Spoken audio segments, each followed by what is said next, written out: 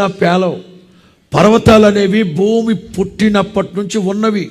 పర్వతాలు అంటే ఎత్తైన మనుషులు, పలుకుబడగలిగిన మనుషులు, బలిసిన మనుషులు, సమాజంలో బలవంతులు. కానీ మన దేవుడు ఎట్లాంటి అద్భుతాలు చేస్తారో తెలుసా? కలలో కూడా మనం ఊహించని సాహస కార్యాలు జరిగించి వాళ్ళని తల్లకిందులుగా మార్చేస్తాడు పరిస్థితిని. స్తోత్రం చెప్పండి గట్టిగా. ఇప్పుడు చెప్పిన ఈ కార్యాలన్నీ పొందుకోవాలంటే సమూయేలు లాంటి ప్రవక్త ఒకడు కావాలి. సమూయేలు లాంటి ప్రవక్త ఒకడు కావాలి అనడం కంటే కూడా ద స్పిరిట్ ఆఫ్ శామ్యుయేల్ మీ ఒక్కొక్కళ్ళలో సమూయేలు లాగా పోరాట పటిమ కలిగిన ప్రార్థనా జీవితం ఉన్నప్పుడే అద్భుతాలు జరుగుతాయి.